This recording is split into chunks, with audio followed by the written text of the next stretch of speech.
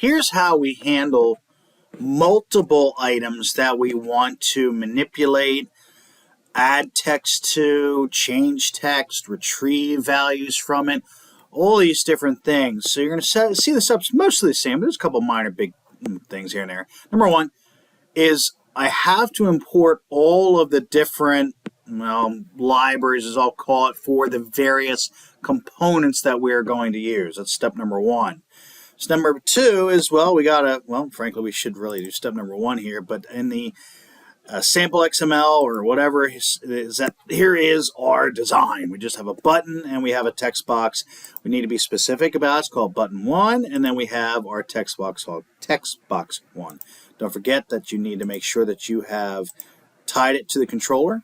And I do have, for the button 1 here, I do have it set to a, it's not into there, I always screwed it up. Here it's back under control again. I do have it to some type of action listener called, what is it, button click? So let's try that again. Yep, button click.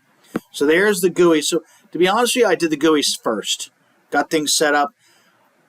I could not complete all of the things that you just saw in the GUI because I need to then go back to my code, especially the controller, which is right here, and get here's my action listener, there's my initialize if I wanted. Again, this is completely optional, but the action listener wasn't. So how did I involve everything? Number one, notice I use that at XML with every single item just to make sure that it was tied with that. Every single component, put that in front. Number two, I'm really showing you a lot of code and hint here and there when it comes to, frankly, manipulating and retrieving information from some of the GUI components. You are going to most likely need this for your lab, so you really want to kind of check things out. Notice number one is that in reality, for whatever you need, I'm going to put button 1 dot. It's mostly going to be either a set function that you're going to need or a get function that you're going to need. So let me try that again. But my point is that in reality, I don't remember all of the items either. So you're going to have to do a Google search on some of the APIs here. And I did it on button 13. Here's our class button. Here's what told me I needed to go ahead and import. And then here's all of the features that comes with the button. You're going to have to do it.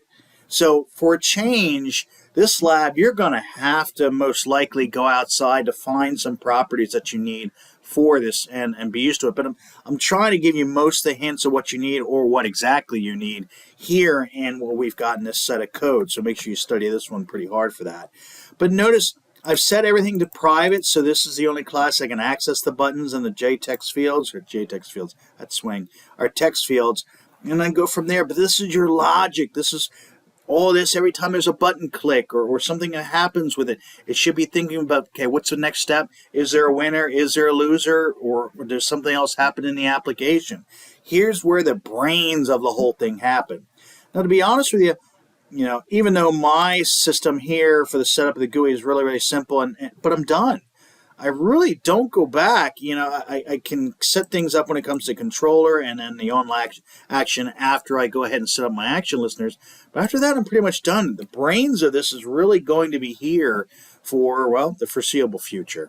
Hopefully this is a good help, but let me know. We'll go from there.